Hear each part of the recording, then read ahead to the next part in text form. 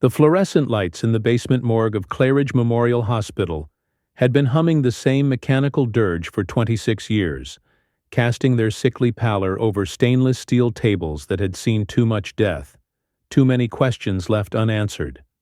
But on that October night in 2023, something else joined that familiar symphony, a sound that made night technician Marcus Holbrook's blood turn to ice water in his veins.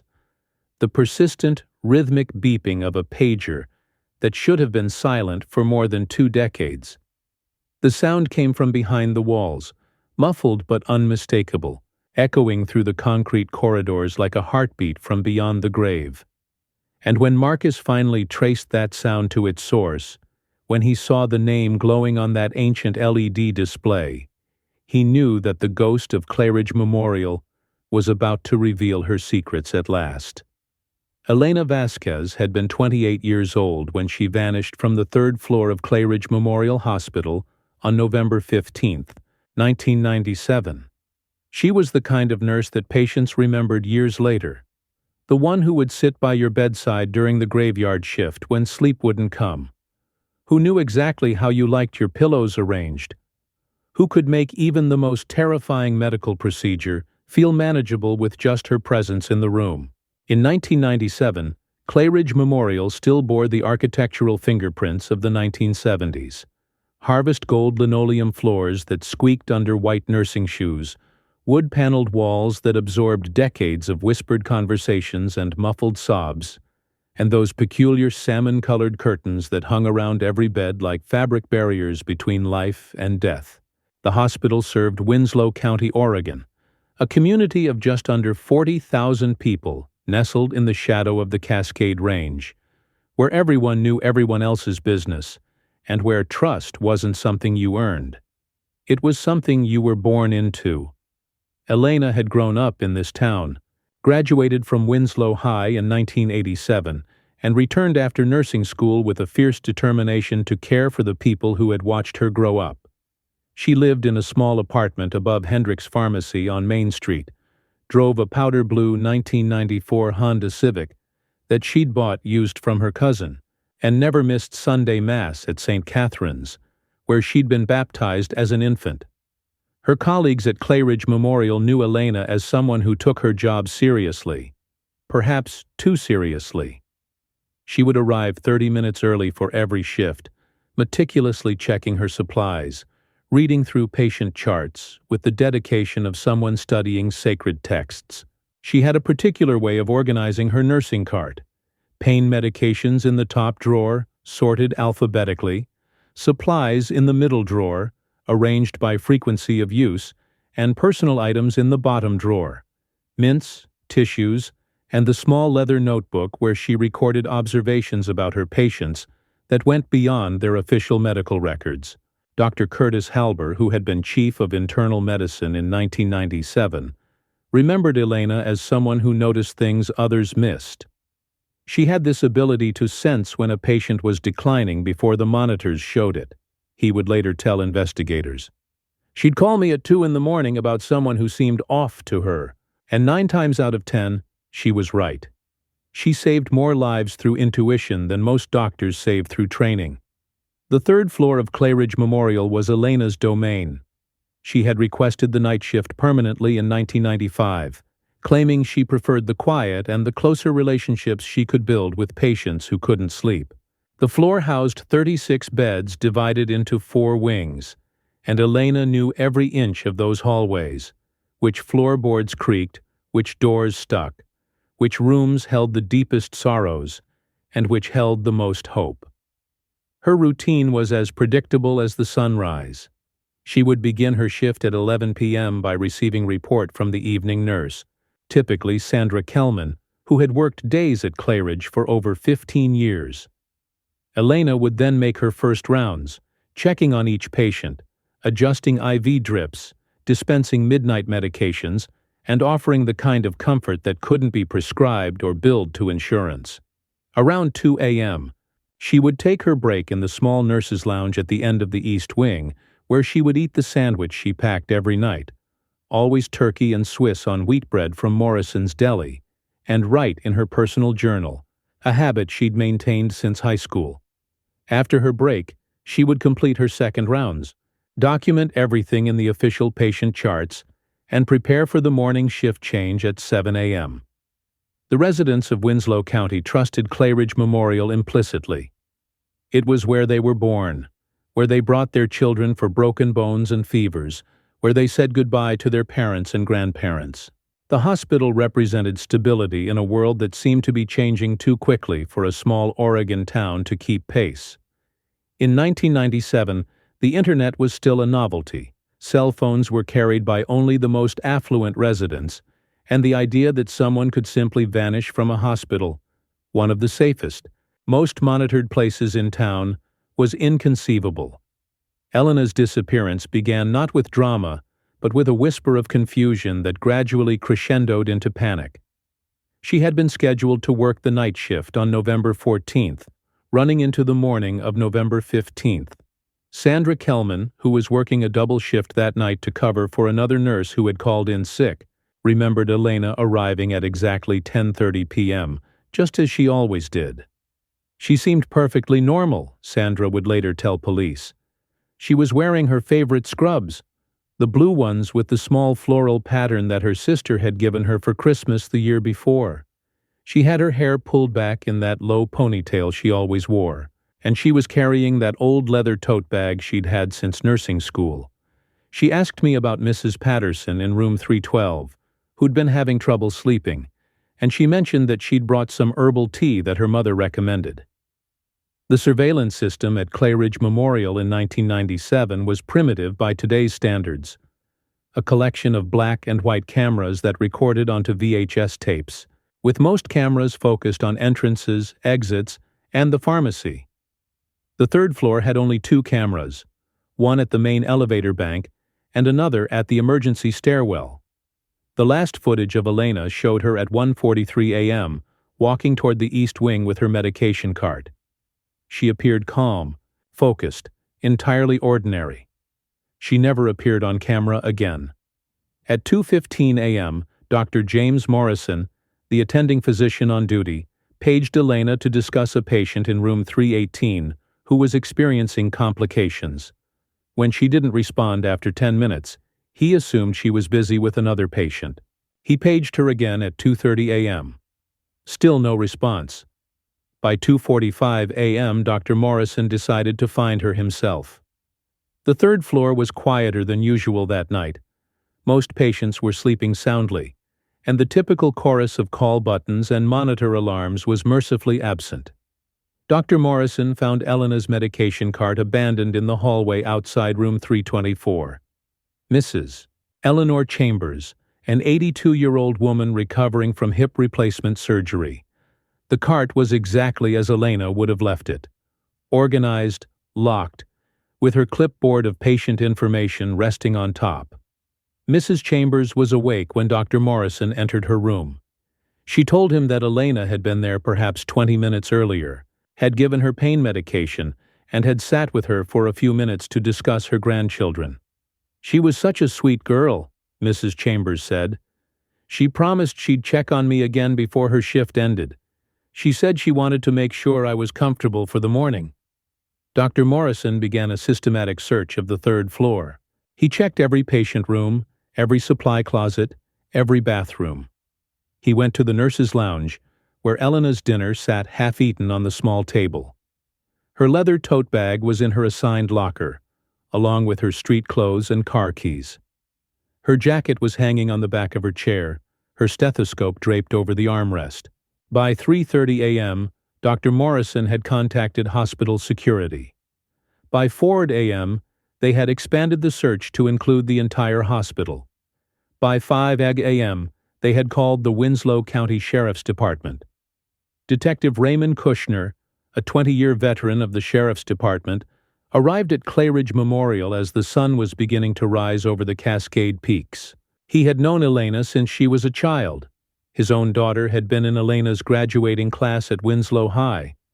And the idea that she had simply walked away from her job, her patients, and her life struck him as impossible. Elena wasn't the type of person who left things unfinished, Detective Kushner would later write in his case notes. She was responsible to a fault. She would never have abandoned her patients, especially not in the middle of a shift. Something had happened to her, and it had happened inside that hospital. The initial investigation revealed several troubling inconsistencies. Elena's time card showed that she had clocked in at 10:45 p.m. on November 14th, but there was no record of her clocking out. More disturbing was an entry in the patient logbook that appeared to be in Elena's handwriting, documenting a medication administration at 2:55 a.m. More than an hour after she was last seen on surveillance footage and 12 minutes after Dr. Morrison had found her cart abandoned. The handwriting analysis was inconclusive. The state crime lab determined that the entry could have been written by Elena, but they couldn't rule out the possibility that someone else had forged her signature. The medication referenced in the entry, a dose of morphine for patient Harold Brennan in room 331, had indeed been administered, according to Mr. Brennan's blood work, but he had been heavily sedated and couldn't remember who had given him the injection. Hospital security discovered that the access door to the roof had been found unlocked the morning of November 15th, though it was typically secured with a keypad lock. The code for that lock was known only to hospital maintenance staff and senior administrators. More puzzling was the discovery that Elena's pager, which should have been clipped to her scrubs, was missing. The pager had been issued specifically to her and was programmed with her employee ID number. Hospital records showed no attempt to return or reassign the device. Sandra Kellman, who had been one of the last people to see Elena, was racked with guilt. "I should have checked on her sooner," she told investigators through tears. "I knew she always took her break at 2 o'clock. When I didn't see her come back to the nurses' station by 2:30, I should have gone looking. Maybe if I had, maybe—" The search effort that followed Elena's disappearance was unlike anything Winslow County had ever seen. Sheriff William Garrett, who had served the community for 31 years, organized volunteer search parties that combed every inch of the hospital grounds, the surrounding woods, and the Clearwater River that ran behind the medical center. Local businesses closed early so their employees could join the search. The high school canceled classes for 3 days so students could help distribute missing person flyers. Elena's parents, Miguel and Carmen Vasquez, who owned a small auto repair shop on the outskirts of town, offered a $10,000 reward for information leading to their daughter's whereabouts.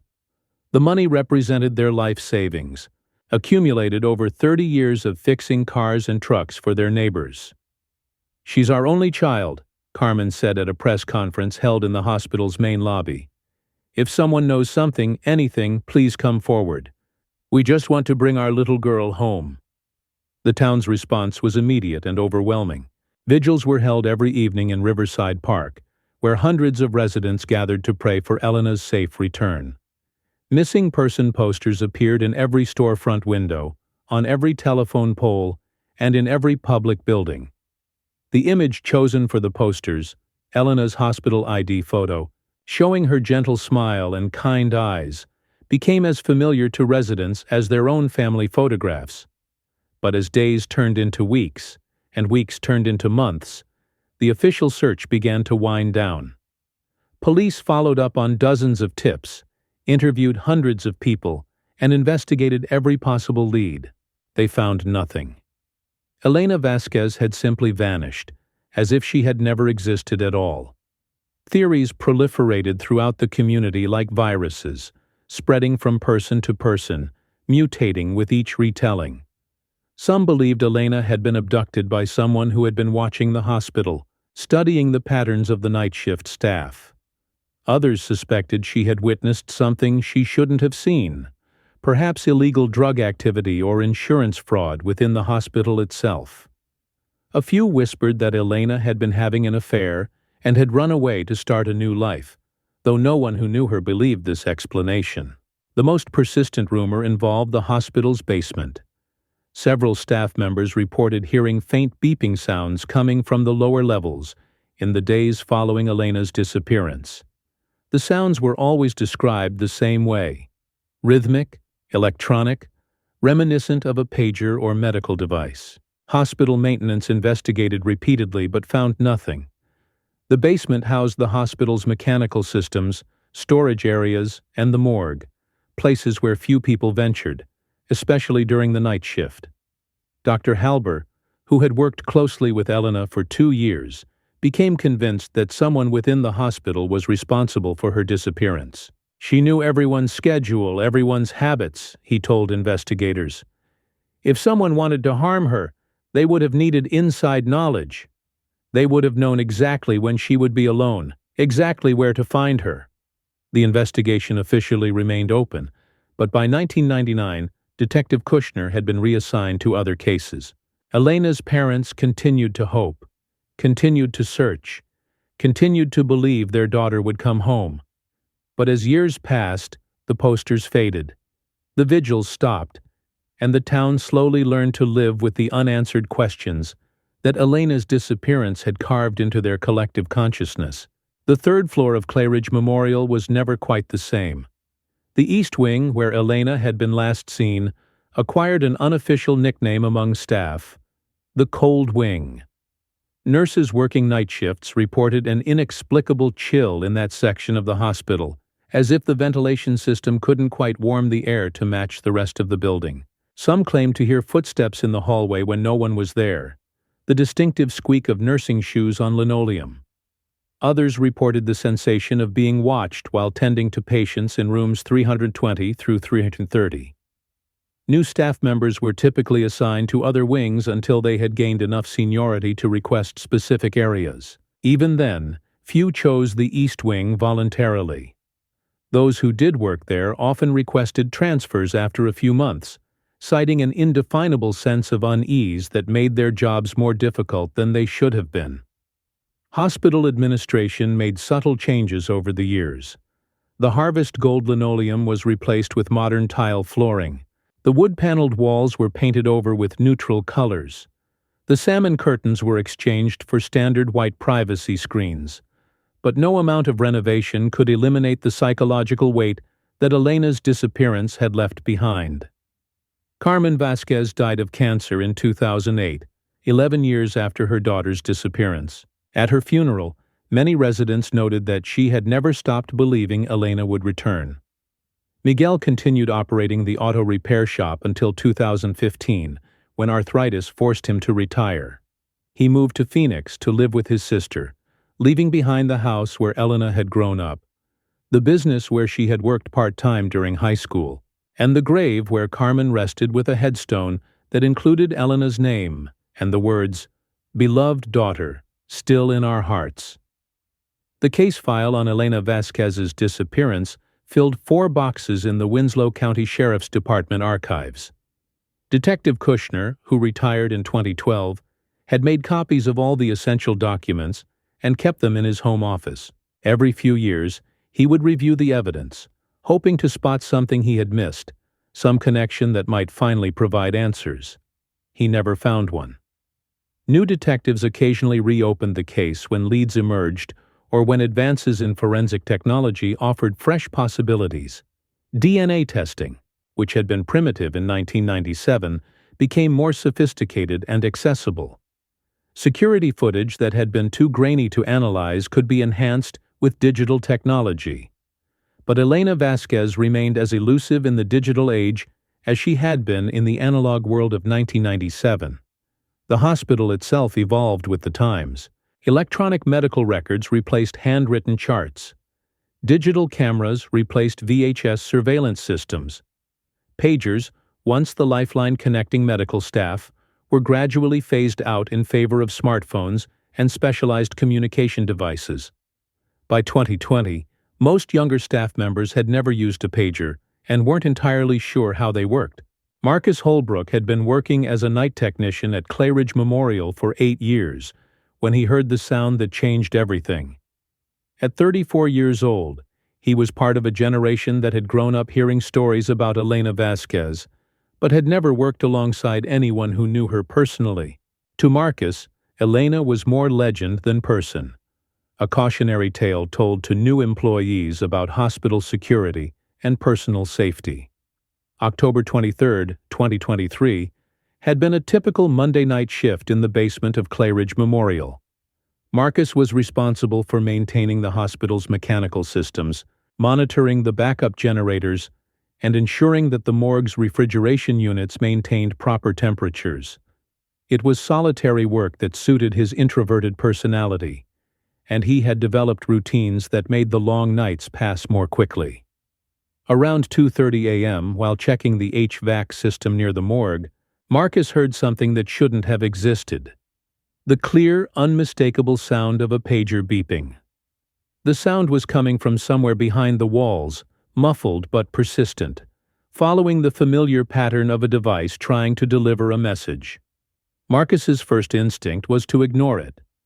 Old buildings made strange sounds, and Claridge Memorial was full of aging equipment that occasionally malfunctioned. But the beeping continued, rhythmic and purposeful, and something about it made the hair on his arms stand on end. Using a stethoscope he borrowed from a nearby supply cart, Marcus traced the sound to a section of wall near the morgue's main refrigeration unit. The beeping was definitely coming from behind the drywall, in a space that should have contained nothing but insulation and structural supports. Marcus called his supervisor, Janet Reeves, who had been working at Claridge Memorial for over 20 years. Janet arrived within 30 minutes, and together they listened to the impossible sound echoing from within the walls. "I've never heard anything like that," Janet told Marcus, her voice tight with concern. "That section of the basement was renovated in 2003. There shouldn't be any electrical devices behind that wall." They called hospital security, who arrived with tools to investigate. Security Chief Paul Martinez, a former police officer, carefully removed a section of drywall where the sound seemed strongest. Behind the wall, wrapped in plastic and tucked into the insulation, they found a device that stopped Marcus's heart, a Motorola Advisor pager, the same model that had been standard issue for hospital staff in the 1990s. The pager's LED display was still active, still glowing after all these years. The device was registered to employee ID number 4471, and when Paul Martinez looked up that number in the hospital's archived personnel records, he found a name that sent chills through everyone present: Elena Vasquez. The pager had been receiving messages continuously. The message log showed hundreds of entries spanning 26 years, pages from doctors who had long since retired, from colleagues who had moved away or died, from supervisors who had been trying to reach a nurse who couldn't answer because she was no longer there to receive their calls. Paul Martinez immediately contacted the Winslow County Sheriff's Department. Detective Sarah Chen, who had taken over the Cold Case Division in 2021, arrived at the hospital before dawn. Detective Chen had reviewed Elena's case file when she first joined the department, and she had always suspected that the key to solving the mystery lay somewhere within Claridge Memorial itself. The discovery of the pager changed everything. It provided the first tangible evidence that Elena had not simply walked away from her job and her life. Someone had hidden that pager in the wall, and they had done so for a reason. Detective Chen ordered a complete forensic examination of the basement area surrounding the morgue. Using ground-penetrating radar and thermal imaging equipment, investigators mapped the entire basement level of the hospital. What they found defied explanation. A sealed space behind the morgue's main wall that didn't appear on any architectural plans. A hidden room that had been deliberately concealed during the 2003 renovation. On October 27, 2023, investigators carefully removed the drywall that concealed the hidden space. What they discovered inside made seasoned law enforcement officers step back in horror and disbelief. The room was small, approximately 8 feet by 6 feet, with concrete walls and no windows.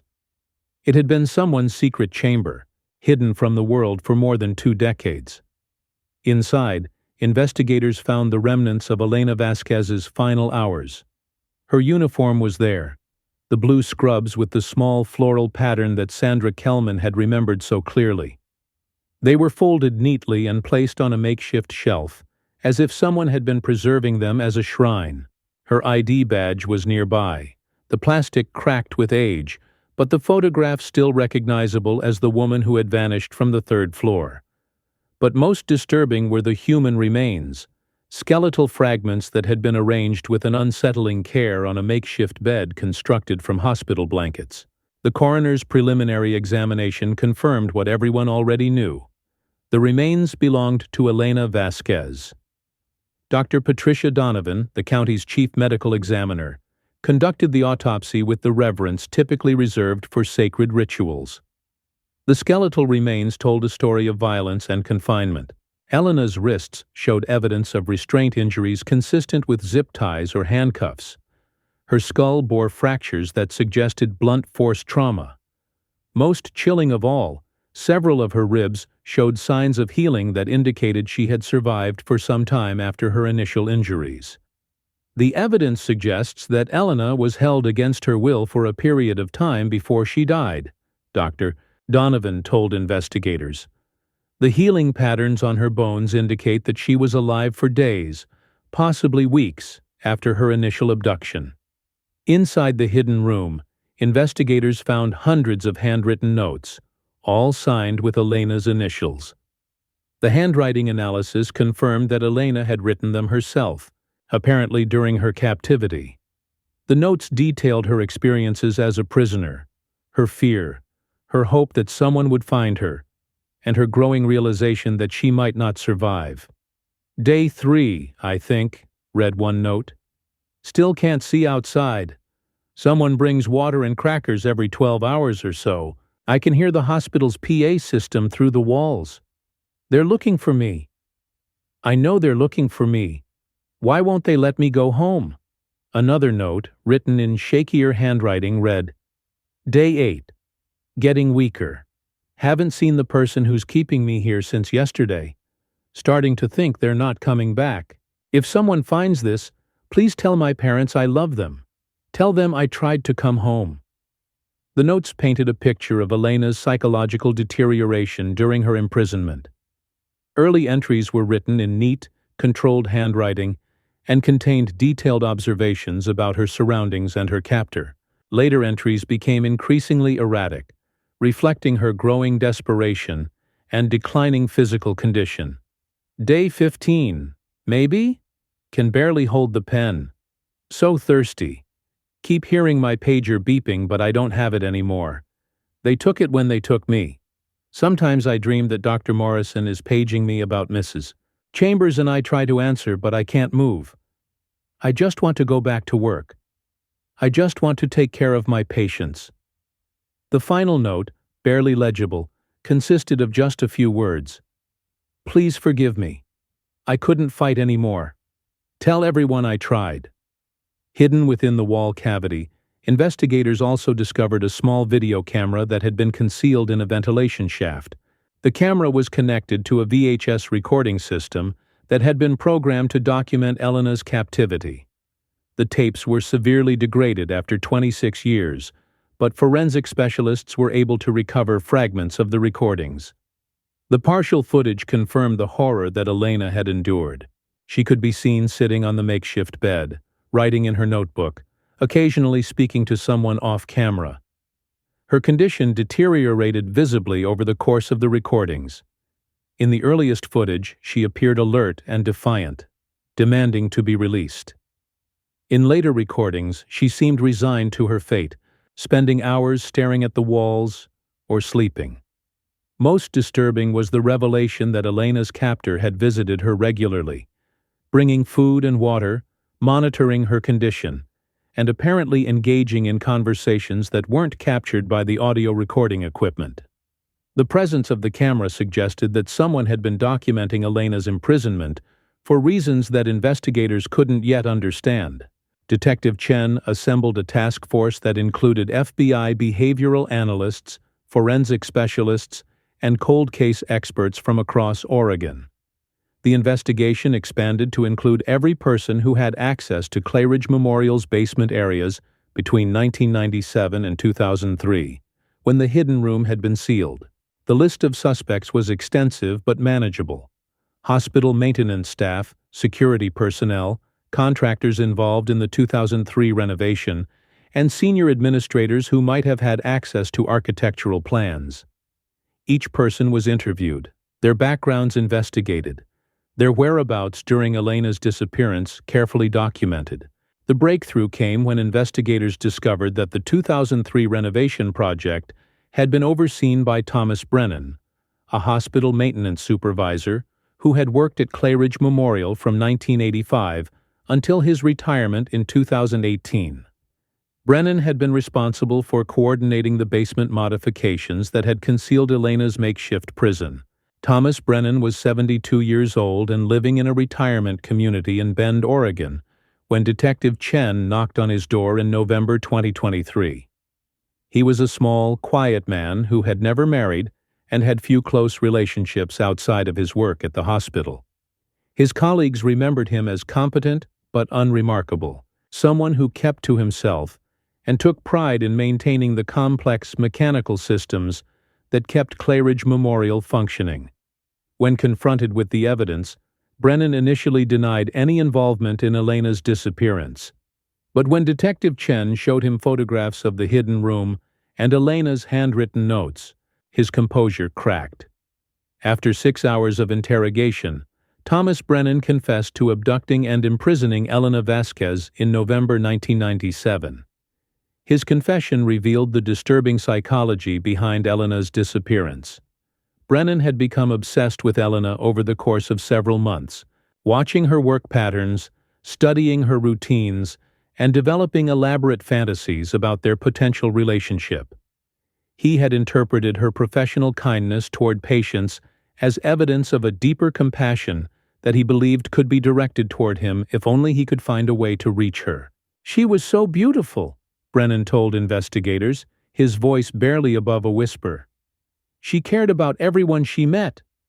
I thought if I could just talk to her, if I could explain how I felt, she would understand. But she never noticed me. I was invisible to her, just another maintenance worker who fixed things when they broke." Brennan had spent months preparing the hidden room in the basement, using his access to hospital blueprints to identify a space that could be concealed behind the morgue's main wall. He had gradually accumulated supplies, blankets, water containers, non-perishable food, that he stored in the secret chamber while planning Elena's abduction. On the night of November 14, 1997, Brennan had waited until Elena was alone in the east wing of the third floor. He had approached her under the pretense of needing to check a ventilation system near room 324, where she was last seen by Mrs. Chambers. When Elena turned to help him with what she believed was a maintenance issue, Brennan had struck her with a wrench, rendering her unconscious. He had then transported Elena to the basement using a laundry cart, taking advantage of his knowledge of the hospital's service corridors and his access to areas where security cameras didn't reach. He had hidden her in the secret room and had spent the following weeks visiting her, bringing food and water, and attempting to convince her that they could have a relationship if only she would give him a chance. "I never meant to hurt her," Brennan insisted during his confession. "I just wanted her to see me, to understand that I could take care of her. I thought if we had time together, away from all the distractions of the hospital, she would realize that we were meant to be together." But Elena had never stopped fighting, never stopped trying to escape, never stopped demanding to be released. Her refusal to accept her situation had gradually worn down Brennan's fantasy, replacing his delusions of romance with frustration and anger. "She wouldn't listen," he said, tears streaming down his face. "She kept saying she had patients to take care of, that people were looking for her, that I was sick and needed help. She wouldn't try to understand what I was offering her." Elena had died approximately 3 weeks after her abduction, according to Brennan's confession and the medical examiner's findings. Her death had been the result of dehydration and infection from her initial injuries, exacerbated by the stress of her captivity and her refusal to eat the food that Brennan provided. "I found her one morning and she wasn't breathing," Brennan said. "I tried to wake her up, but she was gone. I never wanted her to die. I just wanted her to love me." After Elena's death, Brennan had preserved her body in the hidden room for several months, unable to accept that his fantasy was over.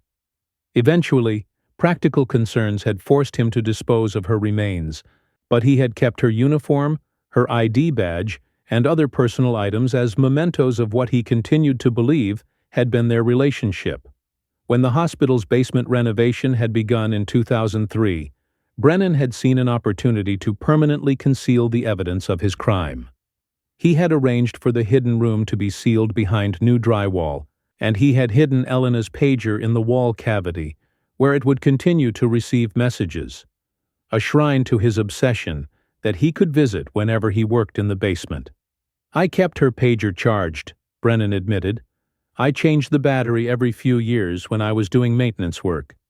I liked hearing it beep sometimes. It made me feel like she was still there, still trying to answer when people called for her." Thomas Brennan was arrested and charged with kidnapping, false imprisonment, and murder in the first degree. His confession provided answers to questions that had haunted Winslow County for 26 years. But those answers brought little comfort to a community that had never stopped hoping Elena might somehow return alive. The news of Elena's fate and the arrest of her killer spread through Winslow County like wildfire. Residents who had participated in search parties in 1997 wept openly when they learned that Elena had been so close to them all along, hidden in the basement of the very hospital where they had gathered for press conferences and vigil planning meetings. Sandra Kellman, who had never stopped blaming herself for not checking on Elena sooner, was among the first to visit the makeshift memorial that appeared outside Claridge Memorial Hospital within hours of the news breaking. "I used to work right above where she was," Sandra told reporters, her voice breaking with emotion. "All those years, all those nights I worked in that hospital, and she was right there below us. If I had just gone looking for her 20 minutes sooner, maybe I could have saved her." Dr. Curtis Halber, now retired and living in Portland, drove back to Winslow County to attend Elena's memorial service. "She was the finest nurse I ever worked with," he said. "What happened to her was evil, but it doesn't diminish who she was or how much she meant to every patient she cared for. Elena saved lives through her compassion and her skill. That's how she should be remembered." The hospital administration made the decision to permanently close the third-floor east wing where Elena had been abducted. They cited both practical and emotional reasons for the closure. The area required expensive renovations to meet current building codes, and many staff members had indicated they would be uncomfortable working in that space knowing what had happened there. In December 2023, Claridge Memorial Hospital held a memorial service for Elena Vasquez in the hospital's main lobby. More than 500 people attended, including former colleagues who had traveled from across the country, patients and their families who remembered Elena's care, and residents of Winslow County who had never forgotten the young nurse who had vanished on a November night 26 years earlier. Elena's remains were buried in Riverside Cemetery, in a plot next to her mother's grave. The headstone bore her name, her dates of birth and death, and the inscription, "Beloved daughter and devoted nurse, she answered every call." Miguel Vasquez, now 81 years old, had returned from Phoenix to see his daughter finally laid to rest. "I always knew something terrible had happened to her," Miguel said at the graveside service. "Elena would never have just walked away from her patients, from her life, from us. She was too responsible, too caring. But I also never stopped hoping that maybe, somehow, she was still alive somewhere. At least now I know. At least now she can rest." A new plaque was installed in the main lobby of Claridge Memorial Hospital, honoring Elena's service and commemorating her dedication to patient care. The plaque featured her photograph, not the hospital ID picture that had been used on missing person posters, but a candid shot taken at a hospital Christmas party in 1996, showing Elena laughing with colleagues, her eyes bright with the joy and compassion that had defined her short life. But questions remained, doubts that gnawed at investigators and community members who had lived with the mystery for so long. Thomas Brennan's confession explained the basic facts of Elena's abduction and death. But troubling inconsistencies suggested that the full story might be more complex than a simple case of obsession and murder. Detective Chen noted several aspects of the case that didn't align with Brennan's narrative. The sophisticated recording equipment found in the hidden room seemed beyond the technical capabilities of a hospital maintenance worker. The careful preservation of Elena's remains and personal effects suggested a level of psychological pathology that went beyond Brennan's admitted obsession. Most disturbing was the forensic evidence indicating that Elena's imprisonment had lasted longer than Brennan claimed, possibly extending into 1998.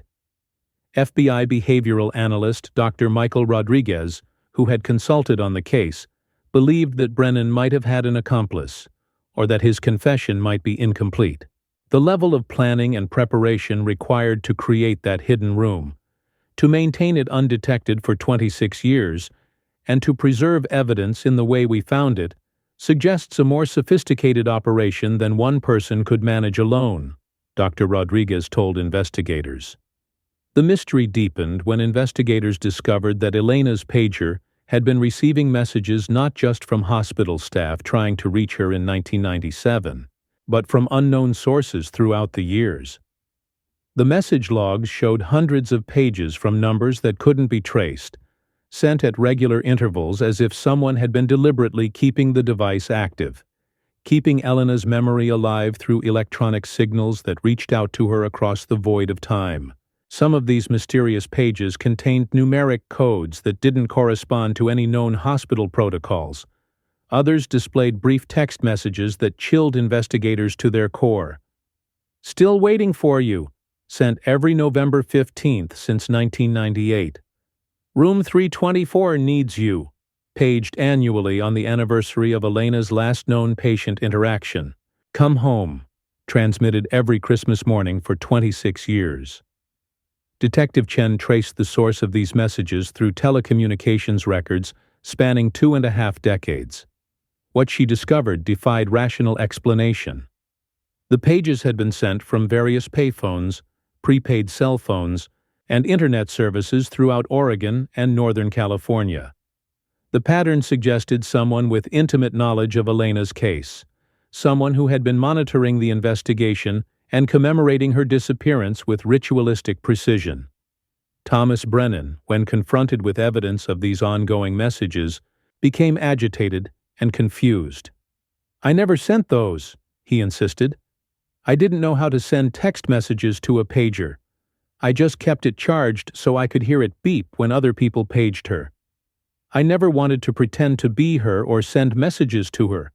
That would have been wrong." The investigation took another disturbing turn when forensic accountants discovered that someone had been making anonymous payments to maintain cellular service for Elena's pager number. Bank records showed that $50 payments had been made quarterly since 1998, always from different money orders purchased with cash, always mailed from different post offices throughout the Pacific Northwest. The payments ensured that Elena's pager remained active on the network, capable of receiving messages even after Motorola had discontinued support for the device. Dr. Rodriguez theorized that Elena's case might have attracted the attention of someone with a pathological interest in missing persons or unsolved cases. "We occasionally see individuals who become obsessed with specific disappearances," he explained. "They insert themselves into the narrative, sometimes by providing false information to investigators, sometimes by creating elaborate scenarios that keep the case alive in their own minds." The pager messages could be the work of someone who identified strongly with Elena's story and felt compelled to maintain a connection with her. But Detective Chen suspected something more sinister. The timing and content of the mysterious messages suggested insider knowledge that went beyond public information about Elena's case. Several messages referenced details that had never been released to the media. Specific room numbers, patient names, and medical terminology that only someone with hospital experience would know. A breakthrough came when investigators discovered that one of the prepaid phones used to send messages to Elena's pager had also been used to call Claridge Memorial Hospital's main number dozens of times between 2010 and 2015. The calls had been made during night shifts, always lasting less than a minute, and hospital records showed that the caller had consistently asked to be transferred to the third-floor nursing station, the same floor where Elena had worked. Security footage from those years showed something that made Detective Chen's blood run cold. On several occasions, the calls had coincided with visits from someone whose face was never clearly visible on camera, but whose posture and gait seemed familiar. The figure always wore scrubs or a maintenance uniform and moved through the hospital corridors with the confidence of someone who belonged there. When Detective Chen showed the footage to Thomas Brennan, his reaction was immediate and visceral. "That's not me," he said, his voice shaking. "I retired in 2018, but those videos are from years before that. And I never made phone calls like that. I never wanted to draw attention to myself or to what I had done." The realization that someone else had been involved in Elena's case, someone who might still be active, still obsessed, still connected to Claridge Memorial, sent shockwaves through the investigative team. The hospital's current staff directory was compared against employment records from 1997, looking for individuals who had worked at Claridge Memorial during Elena's disappearance and were still employed there. The list was shorter than expected. Most employees from 1997 had retired, transferred to other facilities, or left the medical field entirely. Only 7 people remained from Elena's era: 3 nurses, 2 administrators, 1 physician, and 1 security guard who had been hired just months before Elena's disappearance. Detective Chen interviewed each of these individuals with renewed intensity, focusing on their memories of Elena, their knowledge of the hospital's basement areas, and their whereabouts during the years when the mysterious pager messages had been sent. Each interview yielded new information, but also new questions that seemed to complicate rather than clarify the case. Dr. Sarah Mitchell, who had been a resident physician in 1997 and was now chief of emergency medicine, remembered Elena as exceptionally dedicated, but also mentioned something that hadn't appeared in previous witness statements. "Elena had been concerned about something in the weeks before she disappeared," Dr. Mitchell told investigators. "She mentioned to me that she thought someone had been going through her locker, moving her things around. She also said she felt like she was being watched during her shifts, but she couldn't identify who might be watching her or why." This revelation prompted Detective Chen to re-examine the timeline of Elena's disappearance. If Elena had been aware of unwanted attention before November 15, 1997, it suggested that her abduction might not have been as spontaneous as Thomas Brennan had claimed. Someone else might have been stalking Elena, studying her patterns, and preparing to act. The breakthrough came from an unexpected source: a former hospital employee who had left Claridge Memorial in 1998 and had been living in California for the past 25 years. Margaret Dolan had worked as a night shift custodian in 1997 and had been interviewed briefly during the original investigation.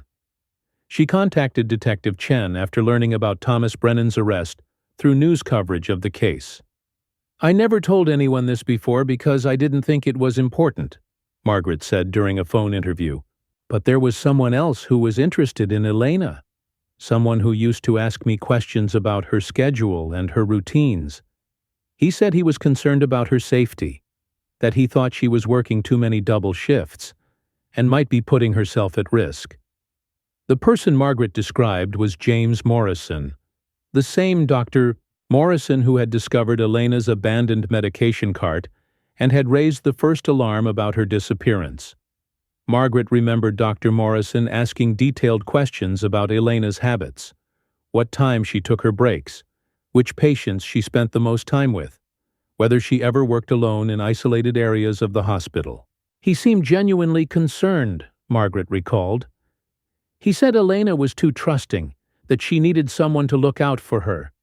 He asked me to let him know if I ever saw anything unusual during my cleaning rounds, especially anything involving Elena. I thought he was just being protective, like a big brother or something."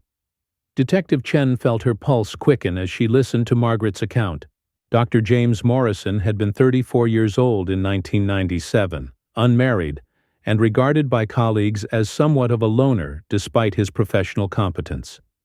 He had left Claridge Memorial in 2001 to take a position at a hospital in Seattle, where he had worked until his retirement in 2019. A background check revealed that Dr. Morrison had never married and had no close family members. His former colleagues in Seattle described him as dedicated but socially awkward, someone who seemed more comfortable with patients than with personal relationships. Most intriguingly, Dr. Morrison had maintained a post office box in Bend, Oregon, the same city where Thomas Brennan had lived since his retirement. When Detective Chen tracked down Dr. Morrison's current address, she discovered that he had been living in a small apartment complex just 3 miles from Thomas Brennan's retirement community. Surveillance of Dr. Morrison's residence revealed a shocking discovery. His apartment was filled with newspaper clippings, photographs, and documents related to Elena Vasquez's disappearance. The walls were covered with missing person posters, hospital floor plans, and what appeared to be a detailed timeline of the investigation, spanning 26 years. Dr. Morrison was arrested on December 15, 2023, on charges of stalking and obstruction of justice. During his interrogation, he revealed the disturbing truth about his involvement in Elena's case. "I loved her," Dr. Morrison told investigators, his voice filled with the same obsessive intensity that had characterized Thomas Brennan's confession. "I loved her from the moment she started working at Claridge Memorial. She was everything I had ever wanted in a woman. Intelligent, compassionate, beautiful. But she never saw me as anything more than a colleague." Dr. Morrison's obsession with Elena had begun years before her disappearance. He had been documenting her daily routines, photographing her without her knowledge, and collecting personal information about her life outside the hospital. He had discovered Thomas Brennan's interest in Elena months before the abduction, and had begun following Brennan, trying to determine whether he posed a threat to the woman Dr. Morrison considered his own. "I knew Brennan was planning something," Dr. Morrison admitted. "I followed him to the basement, saw him preparing that room. I could have stopped him, could have reported him to security or the police, but I didn't want to save Elena for someone else. I wanted to save her for myself." On the night of November 15, 1997, Dr. Morrison had been monitoring both Elena and Thomas Brennan. He had watched Brennan approach Elena in the East Wing, had seen him strike her and transport her to the basement. Instead of intervening, Dr. Morrison had waited to see what would happen, planning to rescue Elena at a moment that would make him appear heroic and worthy of her gratitude. "I thought I could save her after a few days," Dr. Morrison said, tears streaming down his face. "I thought Brennan would get scared and run away, and I could find her and be the one who brought her home safely. She would see that I was the one who really cared about her, the one who had been protecting her all along." But Dr. Morrison's plan had gone catastrophically wrong. By the time he decided to act, Elena was already too weak to survive a rescue attempt. Dr. Morrison had arrived at the hidden room to find Elena unconscious and near death. His medical training told him that she needed immediate hospital care, but revealing her location would have exposed his own role in allowing her captivity to continue.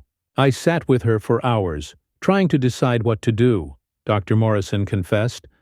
"I knew she was dying, and I knew it was my fault for not acting sooner. When she finally stopped breathing, I felt like my own life had ended too."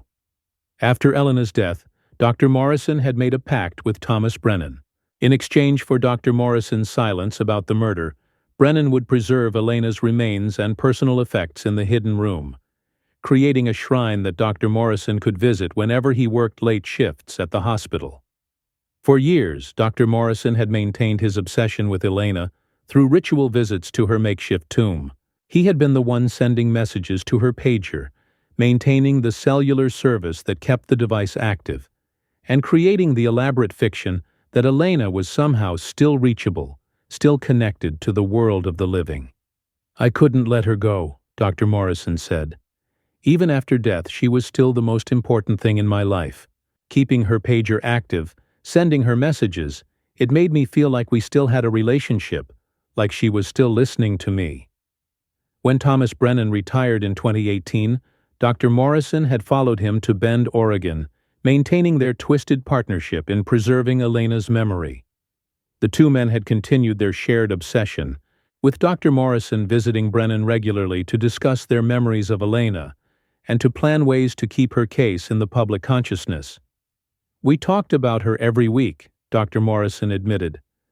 "Brennan would tell me about the years when he kept her in that room, and I would tell him about all the ways I had been trying to honor her memory. We both loved her in our own way, and we both knew that we were the only ones who truly understood what she meant." The revelation that Elena's disappearance had involved not one but two obsessed men working in concert sent shockwaves through the law enforcement community. The case had revealed a level of psychological pathology that challenged conventional understanding of stalking behavior and workplace violence. Dr. Rodriguez, the FBI behavioral analyst, described the Morrison-Brennan relationship as unprecedented in his experience. "We're looking at a folie à deux, a shared psychotic disorder, that persisted for 26 years after the victim's death," he explained. Both men maintained elaborate fantasies about their relationship with Elena, and they reinforced each other's delusions through their ongoing contact and collaboration. The community of Winslow County struggled to process the news that two men they had trusted, a respected physician and a reliable maintenance worker, had been responsible for the crime that had haunted their town for more than 2 decades. The revelation that Dr. Morrison had been actively participating in the investigation, while knowing Elena's fate, was particularly disturbing to residents who remembered him as a caring doctor who had seemed genuinely concerned about finding the missing nurse.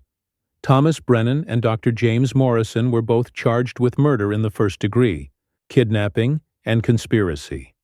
Their trials were scheduled to begin in the spring of 2024, and prosecutors indicated they would seek life sentences without the possibility of parole for both men. As winter settled over Winslow County in late 2023, Claridge Memorial Hospital announced that it would be closing permanently in June 2024. The facility, which had served the community for over 50 years, could not overcome the psychological and financial impact of the Elena Vasquez case. Staff departures, patient transfers, and declining revenue had made continued operation impossible. "Elena's story has become inseparable from this institution," Hospital Administrator Patricia Kane told the local newspaper. "Despite all the good that has been done within these walls, despite all the lives that have been saved, and the healing that has taken place, we cannot escape the shadow of what happened here. It's time to close this chapter and allow the community to heal." The announcement of the hospital's closure brought an unexpected sense of relief to many residents. The building that had once represented hope and healing had become a monument to obsession and violence.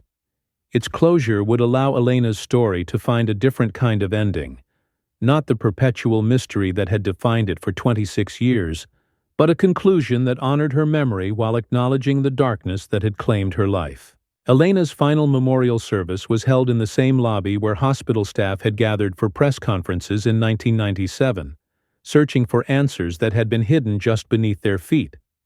Father Michael Santos, who had baptized Elena as an infant and had conducted her mother's funeral 15 years earlier, delivered a eulogy that focused not on the circumstances of her death, but on the compassion that had defined her life.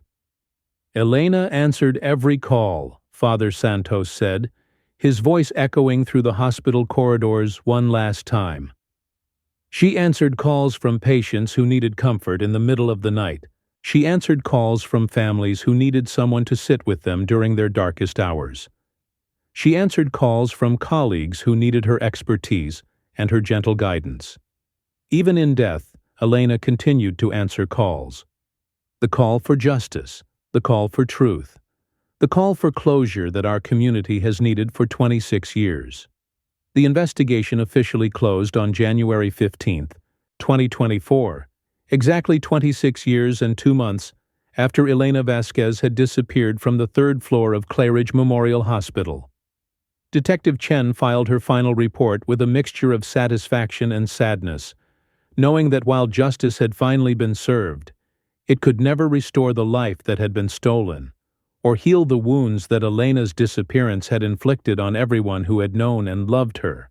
Miguel Vasquez returned to Phoenix after his daughter's final memorial service, carrying with him Elena's nursing school diploma and the small leather journal she had kept throughout her career.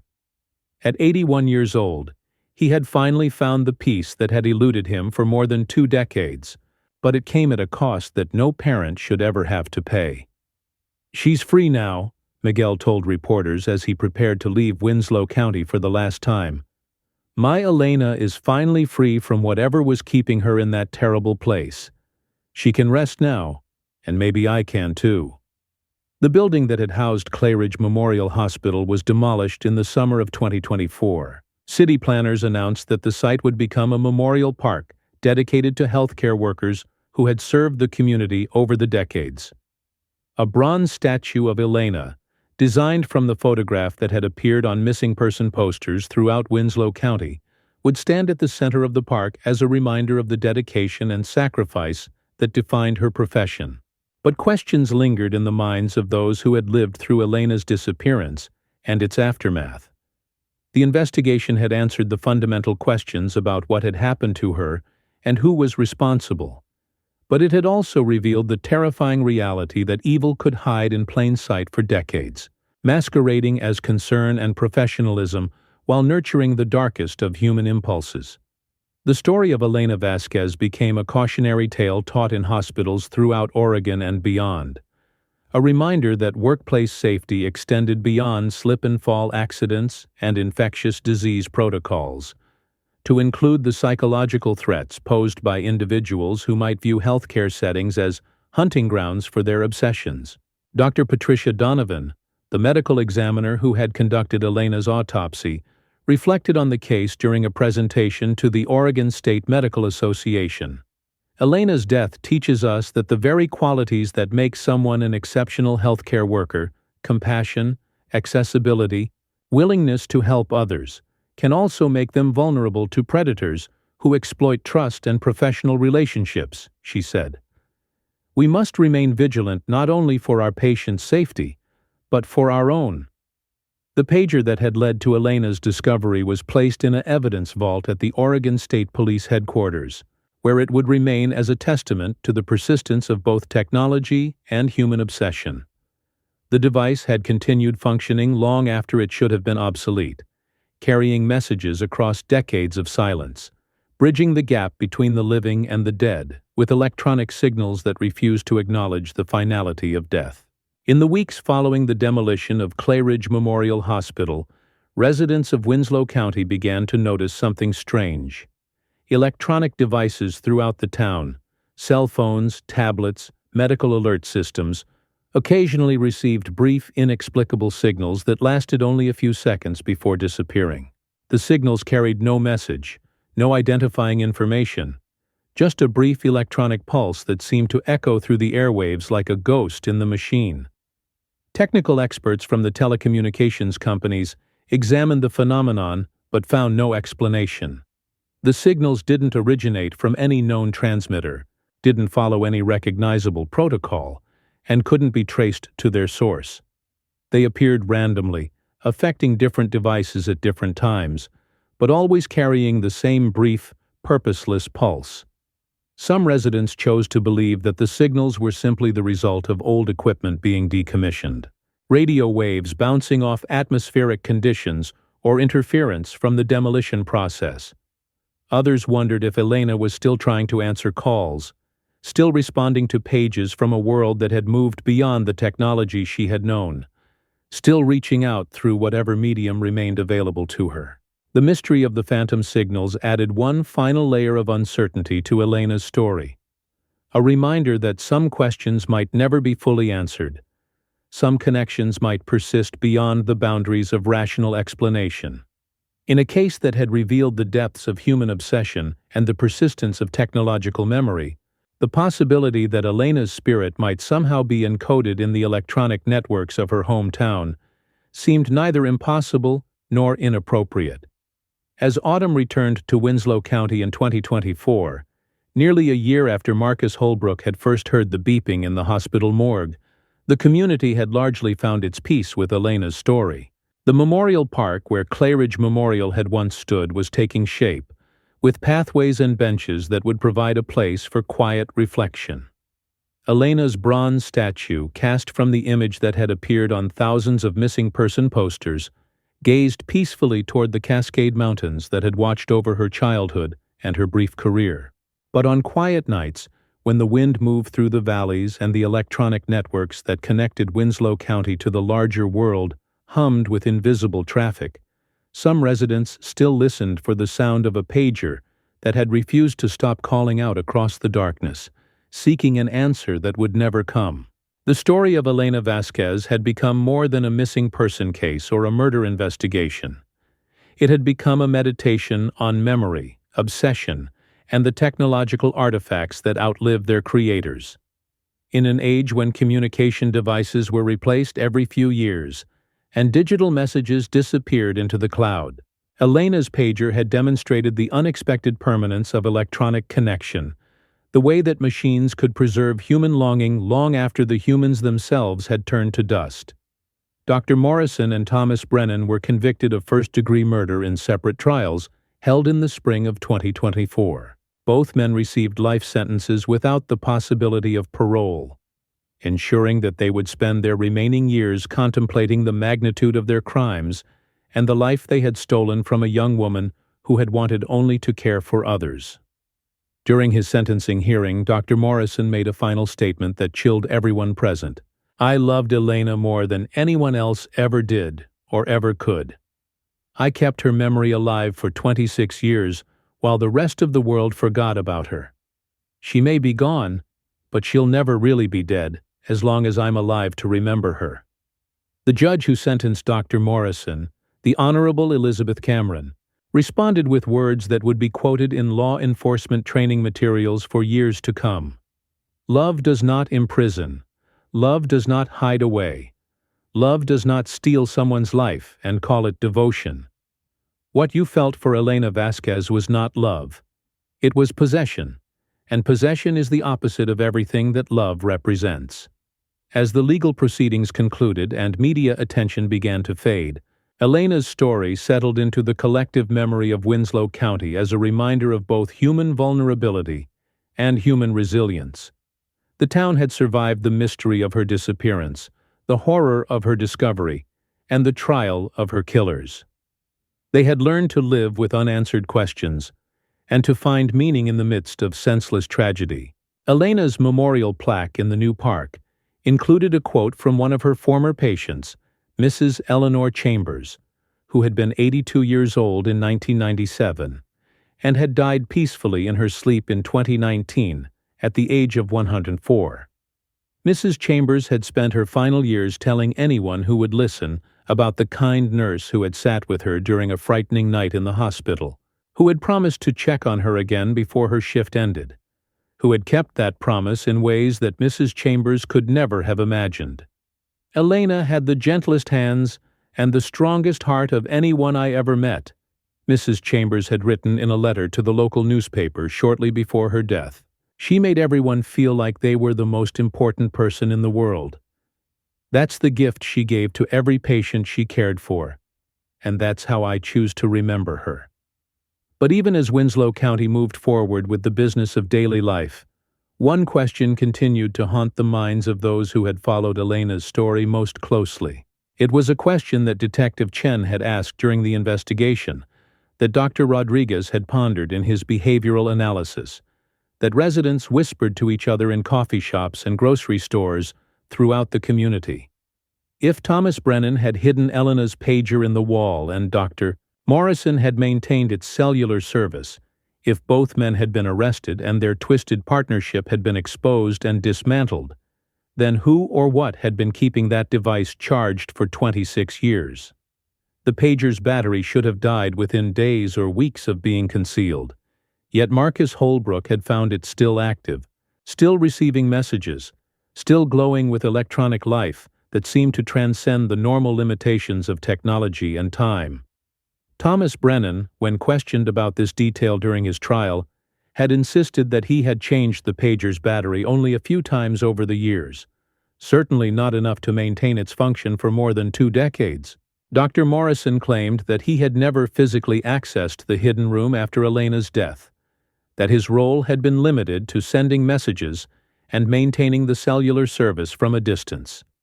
Technical experts who examined the pager found no evidence of external power sources or modified circuitry that might explain its longevity. The device appeared to be a standard 1990s-era Motorola pager that should have exhausted its battery within a month of normal use.